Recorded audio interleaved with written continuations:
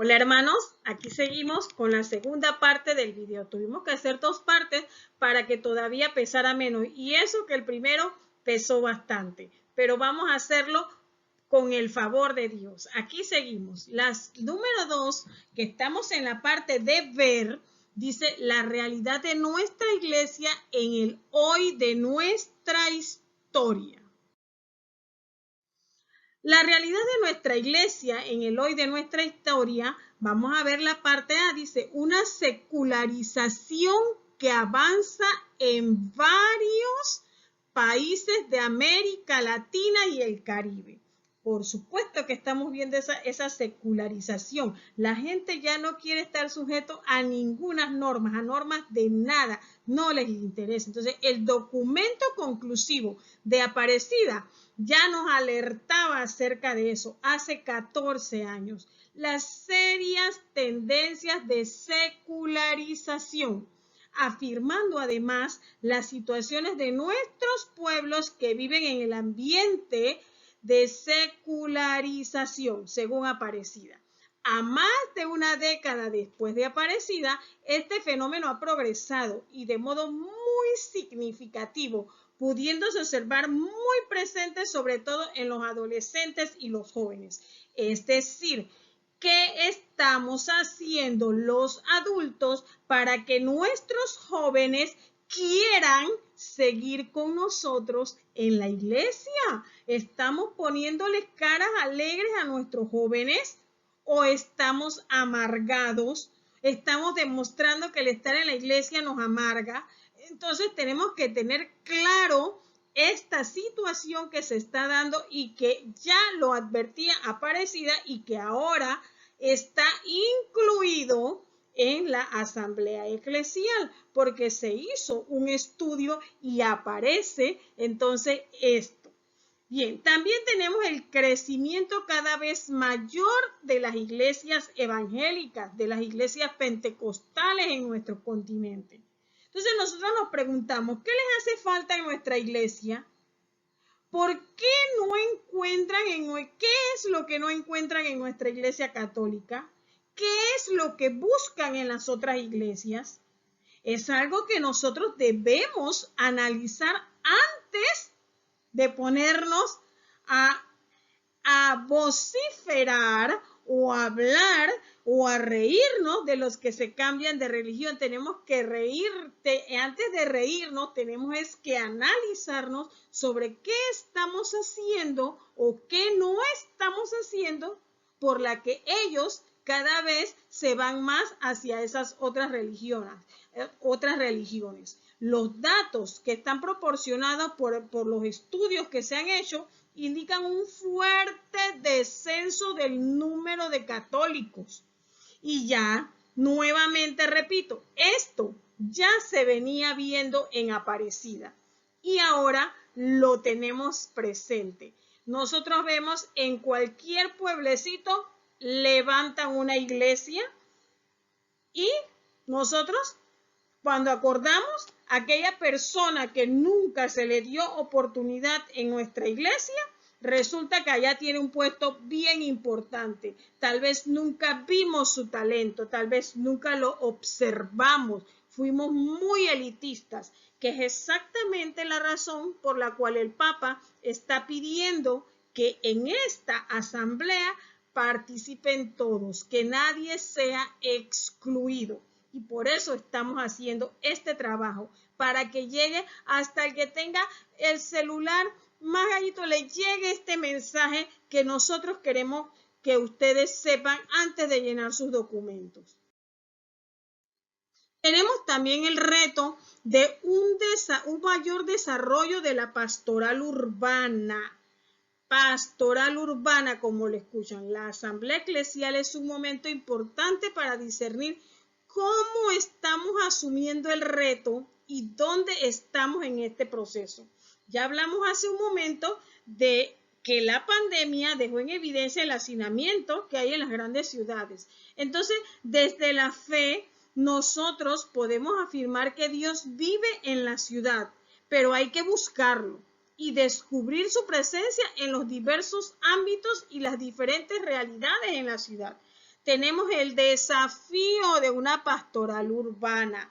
Tenemos el desafío de llegar a esos lugares donde viven familias, hasta 3, 4 familias en un pequeño cuartito donde pagan un dineral de arrendamiento. Entonces tenemos que llegar a esas personas, tenemos que llegar a donde ellos que nos están necesitando. Tenemos un compromiso cristiano. Entonces ese es un reto, eso es un desafío, desarrollar una pastoral urbana. Los jóvenes, también tenemos a los jóvenes como actores sociales y gestores de cultura.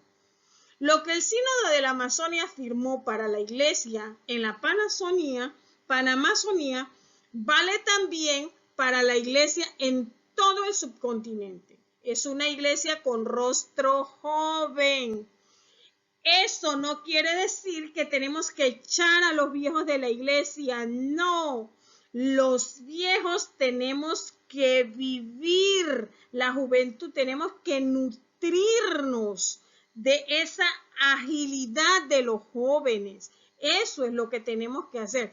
Debemos comprometernos con ellos, con los jóvenes. En la actualidad, la gran mayoría de los jóvenes, tanto en los contextos rurales como en las zonas urbanas, viven en condiciones muy precarias y a causa de la pandemia han visto su futuro todavía mucho más incierto.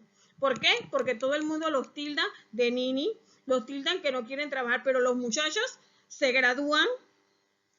Pero cuando van les piden 3 años de experiencia. Si nadie les da el primer día de experiencia siquiera, ¿cuándo la van a obtener? Entonces, estamos necesitando, ¿verdad?, que los jóvenes sean nuestros gestores, nuestros actores sociales. Tenemos que darle oportunidad a nuestros jóvenes, tanto en la iglesia, en la sociedad, en los empleos. Tenemos que mirar por el futuro de estos muchachos. Y esto es importante. Nada de estar, ay, que los tiempos antes eran mejores.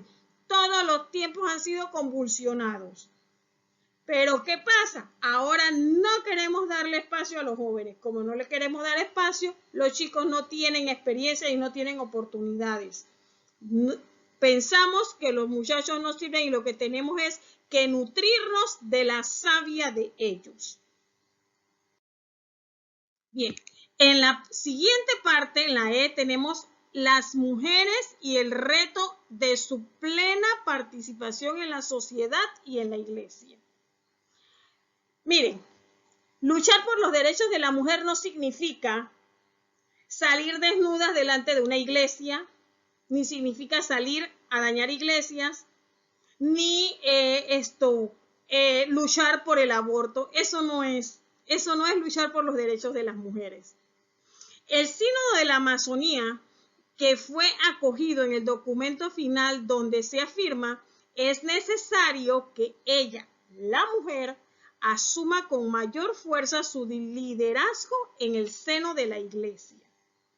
En el mes de enero de este presente año, el Papa estableció un motu propio en que en adelante los ministerios del lector y del acólito están también abiertos a las mujeres de forma estable e institucionalizada. Esto es en la iglesia, pero también tenemos que preguntarnos si los altos puestos jerárquicos están siendo equitativamente distribuidos entre mujeres y hombres. Eso es un elemento a discernir. Eso es un elemento a discutir con nuestros vecinos, con nuestros hermanos, antes de llenar nuestros documentos. Si realmente la mujer está ocupando el papel que merece. Pero a su vez las mujeres tienen que entender que llegar a ocupar un lugar de preponderancia implica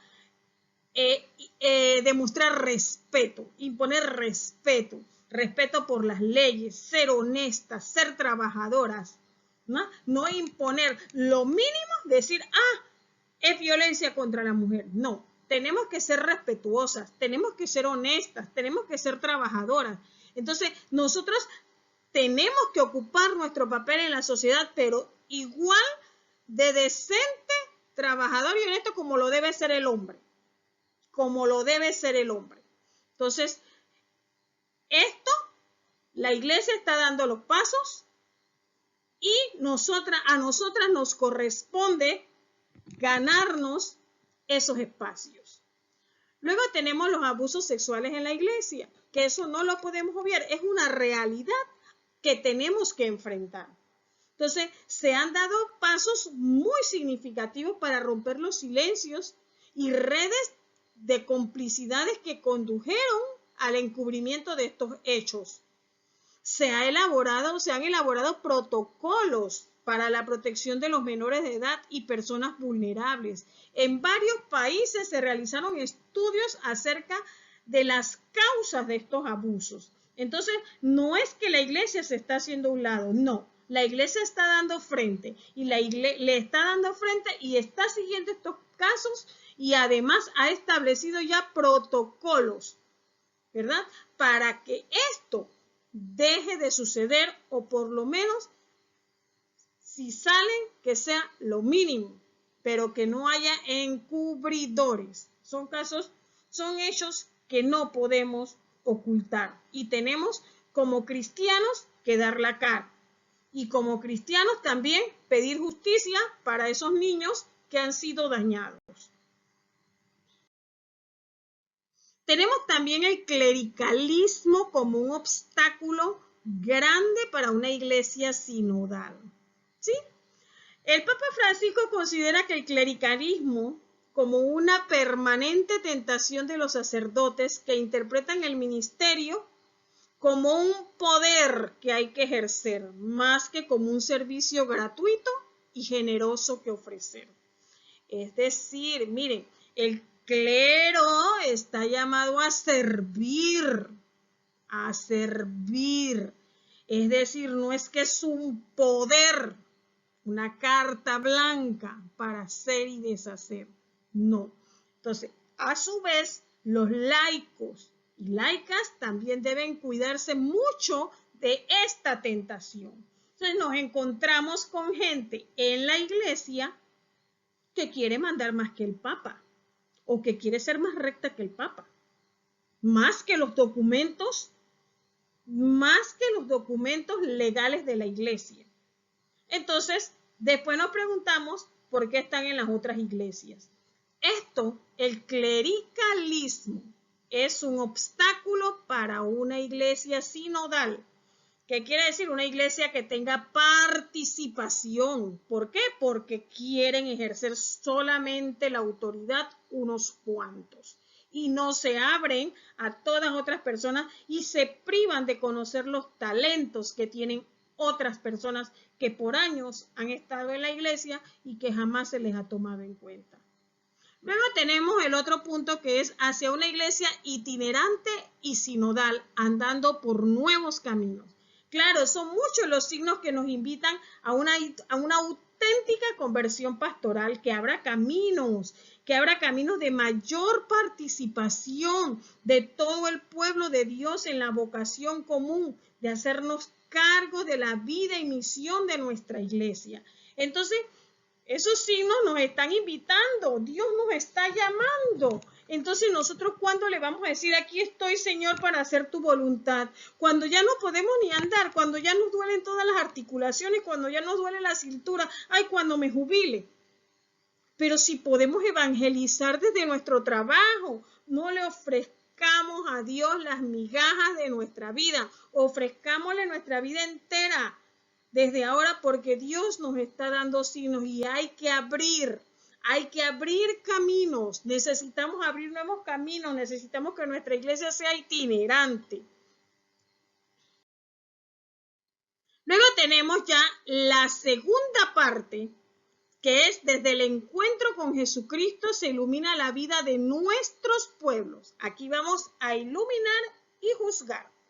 Leemos los signos de los tiempos como discípulos misioneros, es la parte A. Aparecida centró su propuesta pastoral en el discipulado misionero, teniendo como fundamento que la condición discipular brota desde Jesucristo como de su fuente, por la fe y por el bautismo, y crece en la iglesia. Entonces, el proyecto de vida de discípulo se concreta en la praxis del mandamiento nuevo del amor, testimoniado por Jesús, quien siendo Dios trabajó con manos humanas, reflexionó con inteligencia humana, actuó con voluntad humana y amó con corazón humano. Entonces, desde nuestro encuentro con Jesucristo, nosotros vamos a iluminar, vamos a juzgar, como lo hizo Él cuando estuvo en la tierra, con manos humanas, con inteligencia humana y con voluntad y corazón humano. 1. Crecer en el seguimiento a Jesús. Cada persona cristiana se ve enfrentado cotidianamente a discernir y renovar su opción por Jesucristo. Eso nos ocurre todos los días. Nos encontramos, Dios mío, Señor, ¿qué hago, mi Jesús? ¿Qué habrías hecho tú en mi lugar? ¿Verdad? Y nos encontramos en esa situación.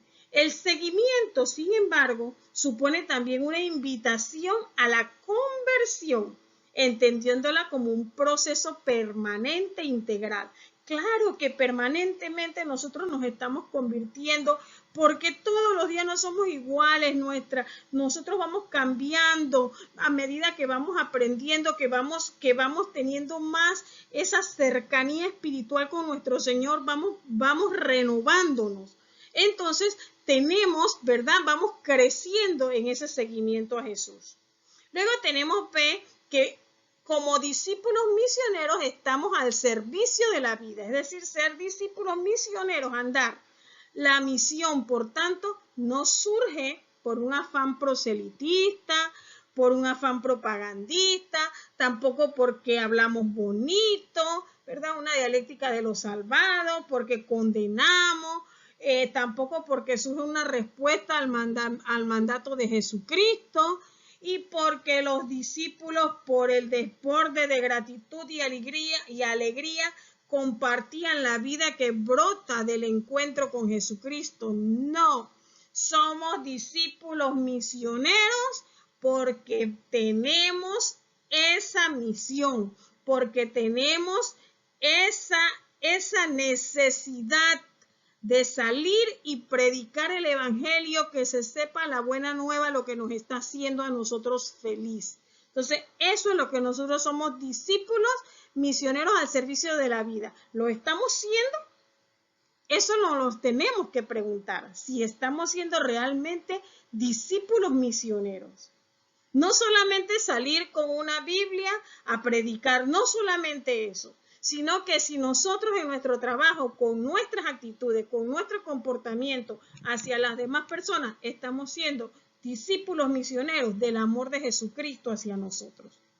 Eso tenemos que preguntarnos.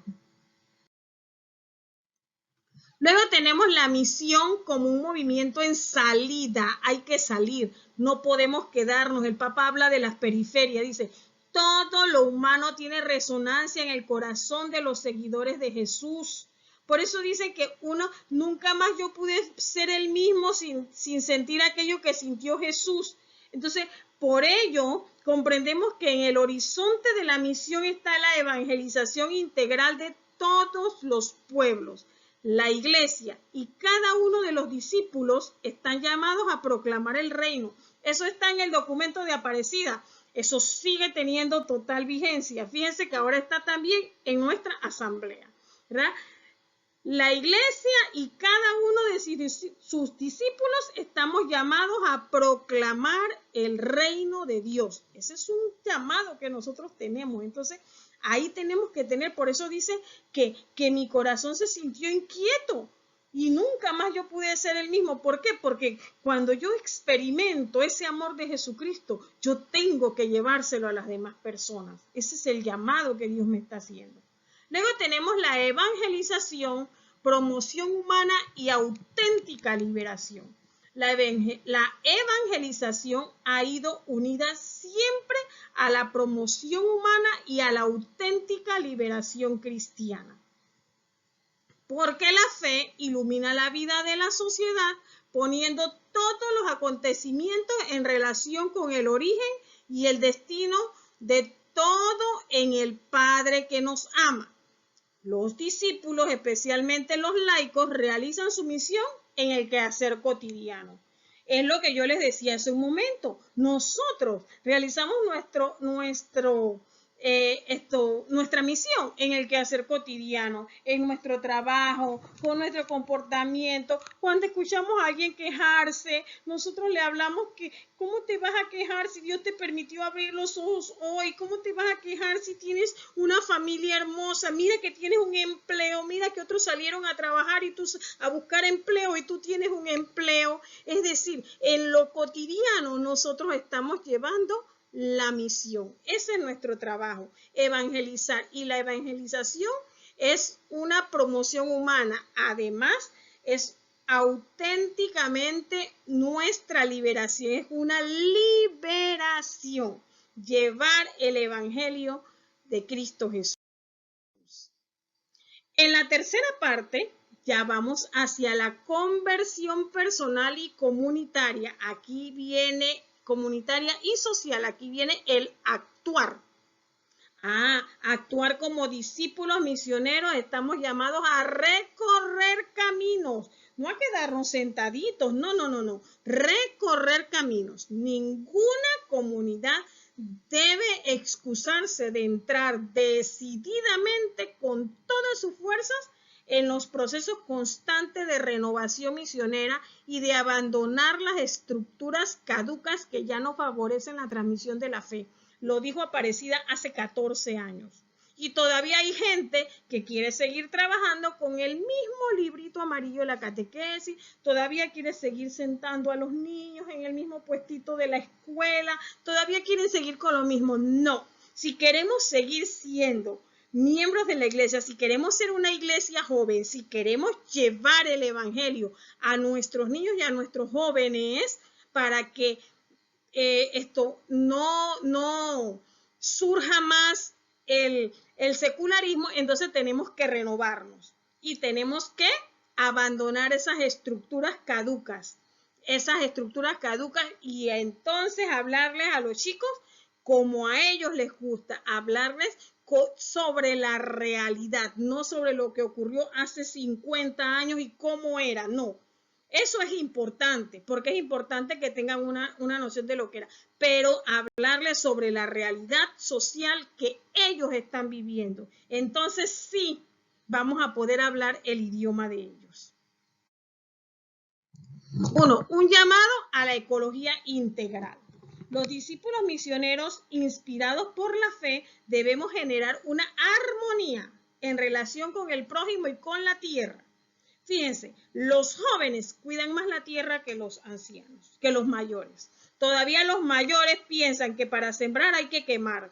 Y los jóvenes están haciendo más trabajo de cuidar la tierra que nosotros.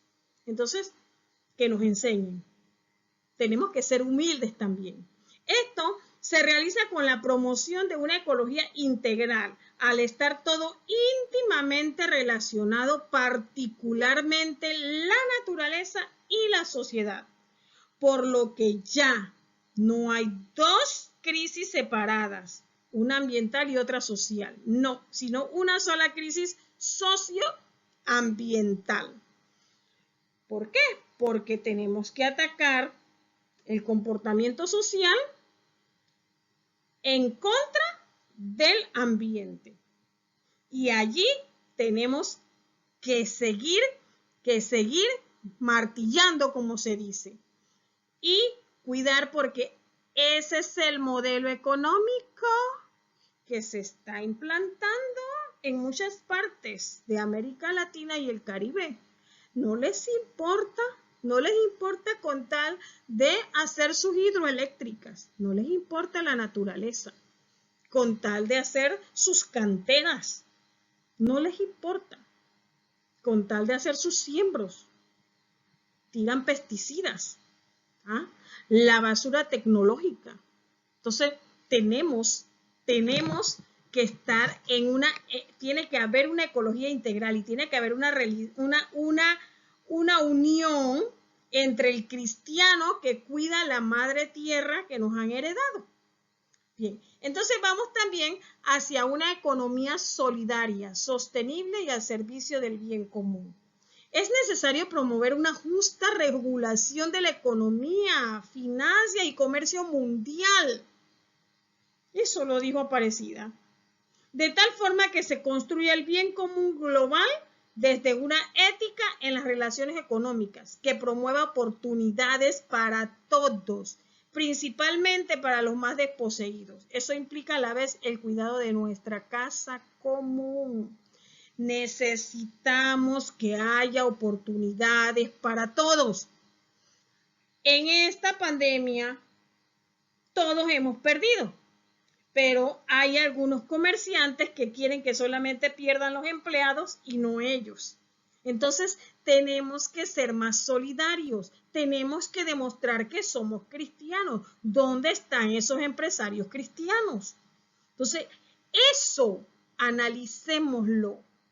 Veamos qué comercio podemos hacer que además de ser economía solidaria, sea sostenible y que esté al servicio del bien común. Entonces, tenemos que idear, tenemos que crear ideas, tenemos que ser renovadores en este sentido. Luego tenemos que los discípulos comprometidos con una cultura de paz. Como discípulos misioneros de Jesús no podemos quedar indiferentes frente a estos diversos tipos de violencia que afectan sobre todo a las personas más indefensas y desprotegidas. Existe el riesgo grande en nuestras sociedades de que nos acostumbremos a los niveles altos de violencia y que ya ni siquiera nos indignen. Las mujeres son golpeadas, son maltratadas, los niños son golpeados, son abandonados y ya lo vemos como una noticia más en la televisión. Entonces corremos ese riesgo de que eso se nos haga indiferente. Entonces tenemos que ser discípulos que nos comprometamos con una cultura de paz. Ese mensaje debemos llevarlo. Tenemos también otro asunto, las nuevas tecnologías, sus grandes contribuciones, pero también sus riesgos. En la era de la globalización estamos asistiendo a un aumento de la desorientación, de la soledad, de la pérdida de sentido. ¿Por qué? Porque la gente está inmersa en la tecnología. Pero nosotros tenemos que servirnos de la tecnología y no ser servidores de la tecnología. Entonces, por eso surge el desafío de saber dialogar, discernir y actuar para hacer visible el mensaje del Evangelio y para ello hacer también uso de los medios digitales. La iglesia se está haciendo cada vez más presente en este espacio virtual. De hecho, en esta pandemia la iglesia tuvo que actuar. La que no estaba en órbita tuvo que ponerse en órbita, porque si no, se quedaban sin llevar el mensaje del Evangelio. Entonces, en esta era globalizada, nosotros tenemos que servirnos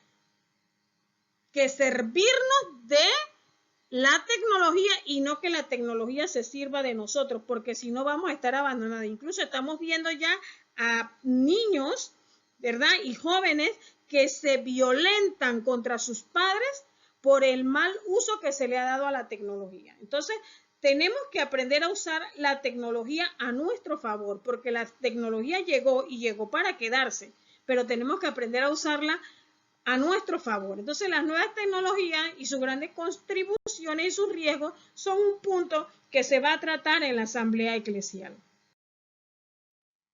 También hay una mayor interculturalidad e inculturación. Aquí el Papa nos dice que el creciente reto a la inculturación que nos invita a reconocer la pluralidad de realidades y al mismo tiempo reconocer que hay un cristianismo monocultural y monocorde no va a armonizar con la lógica de la encarnación, por supuesto, porque nosotros somos una combinación y todos somos hermanos. Entonces, la fe se hace cultura en muchas culturas y en ellas es capaz de expresarse de diversos modos sin perder la unidad esencial. Es decir, que la fe se representa en las diversas culturas sin que perdamos, ¿verdad?, esa unidad. Y tenemos que aprender eso. Tenemos que aprender a que todos somos hermanos, ¿verdad? Que no es acorde con nosotros un cristianismo monocultural ni monocorde. Entonces tenemos que ir hacia esa inculturalidad e inculturación.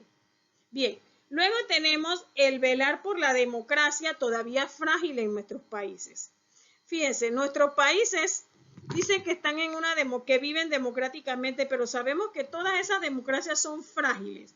Resulta una tarea urgente el hacernos parte y trabajar por la maduración de los sistemas políticos y sociales de nuestros pueblos. Nosotros no podemos quedarnos callados. Nosotros vemos que critican mucho en la televisión a nuestros obispos cuando opinan acerca de la política, porque no les gusta que la iglesia se meta, pero es que el cristiano tiene que hablar, el cristiano tiene que alzar su voz, porque nosotros no podemos ser cómplices, ¿verdad?, de las cosas, de lo que nosotros consideramos que se está haciendo mal. Entonces, hay que contribuir, ¿verdad?, con la savia del evangelio para que los sistemas políticos estén realmente al servicio de las personas y de su desarrollo integral. Porque la política es hermosa.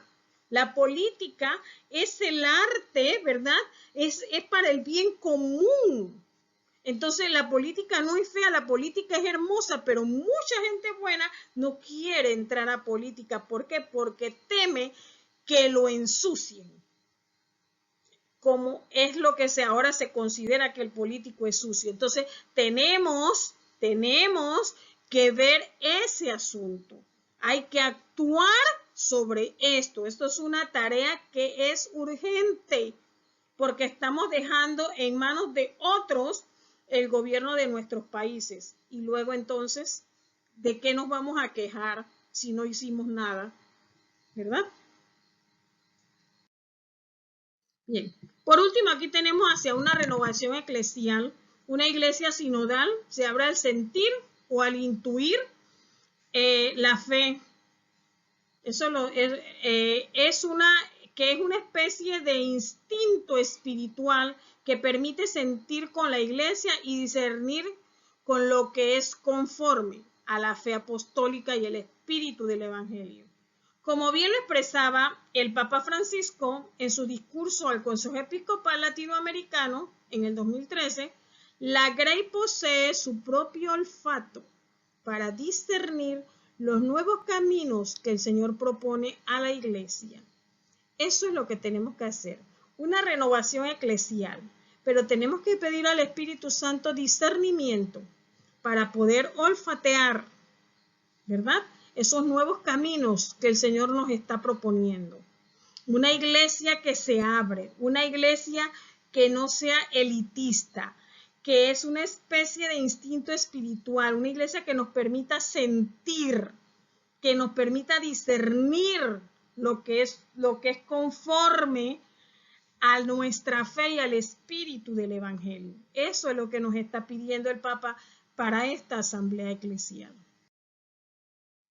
Y concluimos diciéndoles que debemos tener presente que este caminar tiene consecuencias para nuestros modos de entender y poner en práctica la pastoral, abriéndonos a nuevos criterios, a nuevos métodos y formas. Hay mucha gente que no está de acuerdo, incluso dentro del mismo Vaticano, como ya lo sabemos. Pero hay que cambiar, hay que caminar, hay que cambiar nuestra forma de practicar nuestras pastorales. Al discernir juntos los nuevos caminos, no bastan los buenos propósitos, que ciertamente son importantes, sino que tenemos que reflexionar también en qué medios necesitamos poner y qué pasos concretos hemos de dar para llevar los propósitos a la práctica, porque recuerden que hay que actuar, hay que ver, hay que juzgar e iluminar, pero hay que actuar. No podemos quedarnos en uno de los tres. Entonces, esta es nuestra conclusión. Espero haber podido aportar un poco para que puedan ustedes en sus comunidades reunirse y discernir en torno a estos temas y luego entonces cuando se les explique cómo van a llenar los formularios, ustedes ya sepan más o menos de qué se trata. Muchas gracias y bendiciones para todos.